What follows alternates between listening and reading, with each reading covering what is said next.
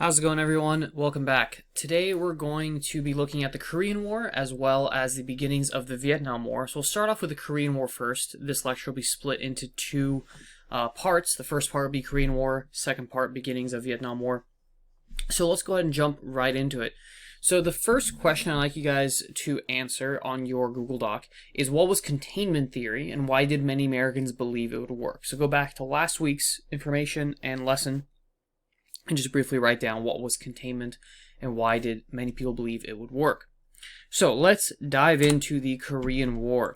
Now, the Korean War is oftentimes, this is ironic, but remembered as a forgotten war. It's seen as a forgotten war. And we're going to kind of be finishing up our lesson today by talking about why that is the case. Why is the Korean War one of the forgotten wars in American history? So, with that being said, let's go ahead and go into kind of what caused the war, the events of the war, and then we'll look at the aftermath and kind of the reasoning behind it being a forgotten war and why it shouldn't be a forgotten war. Alright, so the Korean War was a very brutal war, obviously not to the same scale as World War II, but it happened right after World War II and included many of the same kind of tactics and weapons and strategies that the war included. It was pretty much primarily an American war, although it was technically fought by the United Nations, although we did the vast majority of the fighting and the dying. And as with any war, sure, you can look at the cost by numbers. You can say X amount of soldiers died, X amount of soldiers were injured, but that rarely captures the truth of it, right? Numbers are numbers. People are what matter. And I think this photo really, speaks to that because it shows that, these two soldiers, they probably, or maybe hopefully, didn't show up in the numbers. They were neither injured nor killed in action, right? But as we can see, they were still hurt in action. They still lost a piece of themselves that day or while they were in Korea. So it's important to not forget these wars because beyond the numbers, they're much more important than that. All right, so let's kind of get an idea here of Korea. So the important thing here is that Korea at the end of World War II was essentially split in half, okay? The whole thing during the war was controlled by Japan. At the end of the war, the Russians or the Soviets had invaded from the north and the Americans had occupied the south. So that's kind of the original reasoning for the split. So at the end of the war, it remained divided as such along the 38th parallel. Okay, North Korea occupied by the Soviets, South Korea occupied by the Americans. Now, the people of Korea, right, they have been passed around for the past 50 or so years. And so obviously they were looking for independence and safety. However, that wouldn't necessarily come, at least not right away, because of this newfound introduction of this tension between the Soviet Union and the Cold War, Soviet Union and the United States, also known as the Cold War. So, in the north, we have a communist government supplied by the Soviets under the leadership of Kim Il-sung. In the south, we have a capitalist system, okay, although not a democracy. We'll get into that a little bit, and they're supported by the US, and they're supported or led by Syngman Rhee. Now, in 1949, both the US and the Soviet troops withdrew from Korea. So the American and Soviet troops were no longer there, although they were still supplying and supporting each individual side. The Soviets were still supplying and supporting the North, and the US was still supporting the South.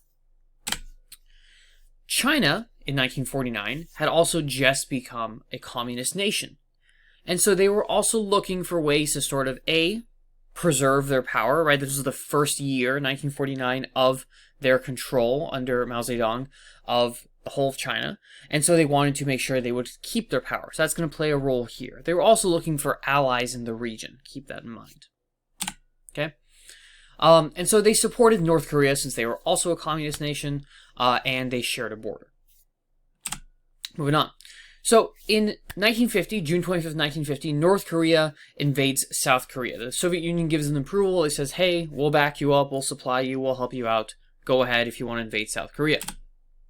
And so that is what happens. North Korea invades South Korea, and they essentially push the South Korean forces all the way back to the city of Pusan in the southeastern tip of South Korea. Okay, at this point, it seems like North Korea would conquer South Korea and Korea would go the way of China, essentially. Now remember, President Truman was destroyed in the media for quote-unquote losing China when China became communist, right? And so with this whole idea of containment, with the ideas of preventing communist expansion, the US and Truman were essentially kind of forced into doing something about Korea. Okay? So, here we see a lot of the artillery that was used, or weapons that was used by the North Koreans. They were all from the Soviet Union. T-34 tanks, the Yak fighters, right? These were all things that the Soviet Union basically gave them. Okay? So, the question is, to contain or not to contain? Truman, right, doesn't want to mistake or repeat the mistake of appeasement used during World War II. He doesn't want to be criticized like he was for quote-unquote losing China. And so he promises to help South Korea. The question is, how? How are we going to do this without starting World War III? Again, that's a very common trend of the Cold War, is how do we do what we want without starting World War III? So, basically, the US still had a lot of military bases and soldiers stationed in Japan. We would occupy Japan for about 7 years after World War II. And so we already had a lot of soldiers there, even though they weren't in South Korea, they were close enough. The second question was, do we get the UN involved, or do we just do it ourselves? Okay. Well, the UN was supposed to replace the League of Nations. The League of Nations was weak, right? It wasn't able to prevent World War II from happening. And so, in order to kind of make it so that the UN would be respected, I think is ultimately kind of the goal here. The idea was to go to the UN. Even though the US would ultimately be the vast majority of the people doing all of the fighting and supplies and everything, by going to the newly created UN, it kind of gave the UN some legitimacy in order to kind of create this world governing body that would hopefully protect nations from war. Okay. Douglas MacArthur, an American, was given command of the 15-nation UN forces, although, again, the vast majority of the soldiers were American. Stage 1 of the war. So, the North Koreans have invaded South Korea. All the South Koreans are in Pusan. Okay? And the UN forces were supplying and supporting them as best they could, but they were surrounded on all sides by the North Koreans. Okay? At this point, they had to fight for their lives.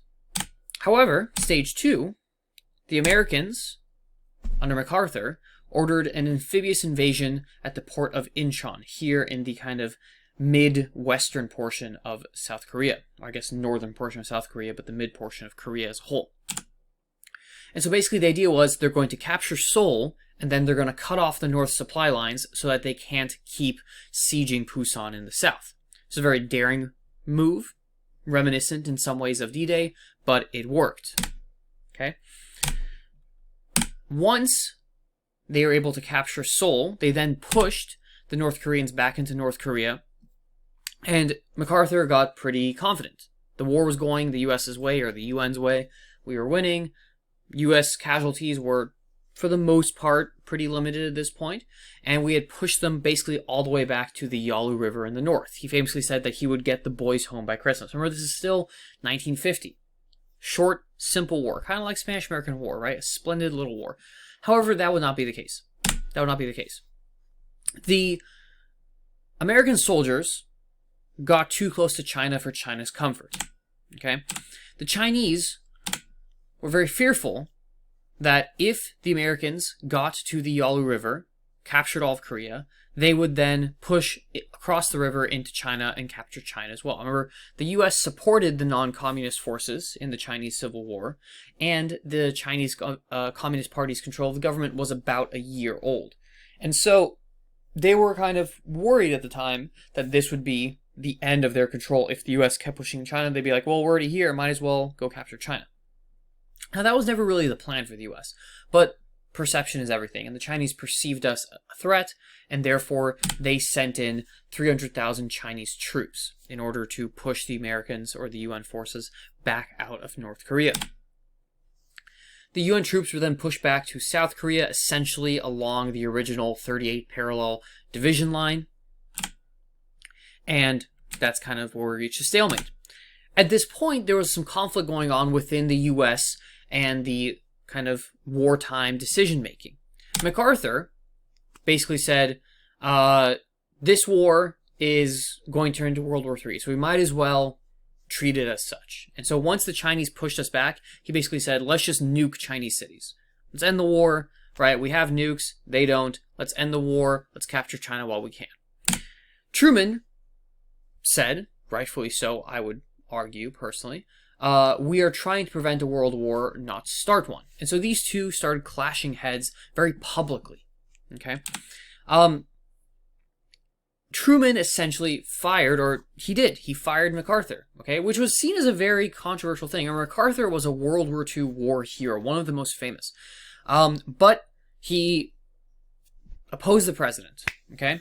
And so Truman said, I fired him because he wouldn't respect the authority of the president. I didn't fire him because he was a dumb SOB, although he was, but that's not against the law for generals. If it was, half to 3/4 of them would be in jail. So kind of a nice little jab there at the military. But also, he was basically saying, I'm the president, you're going to listen to me. And so he fires MacArthur.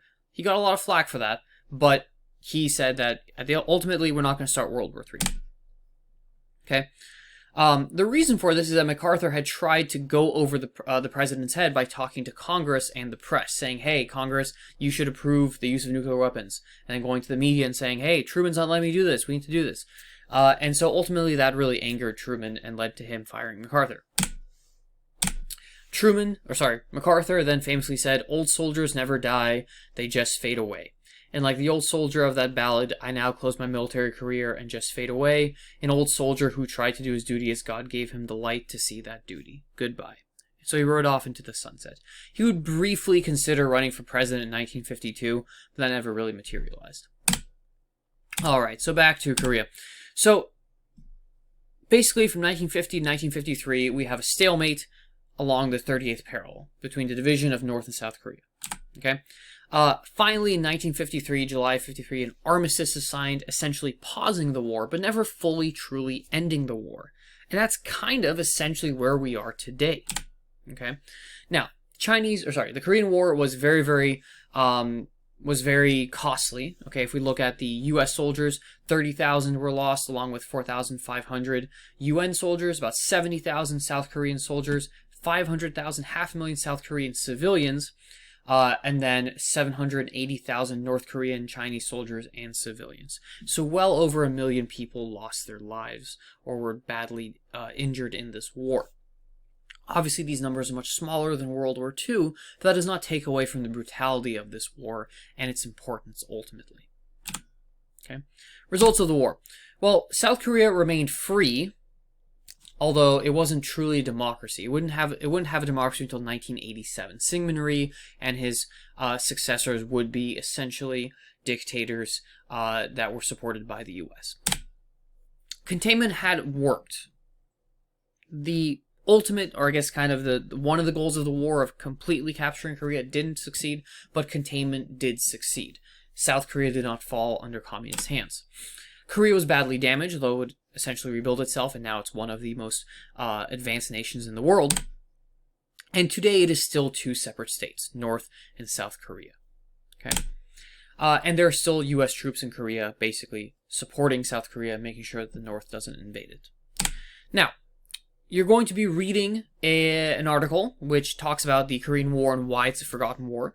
And your task for that is to read the article, and then you're going to answer this question. Based on what you've learned today from the lecture and the reading, you're going to answer, why is the Korean War considered to be a forgotten war in American history? And then additionally, why does it not deserve to be so? Why does it deserve to be a remembered war in American history? Okay, so go ahead and do that, and then tune in to part 2 of the lecture where we look at the beginnings of the Vietnam War.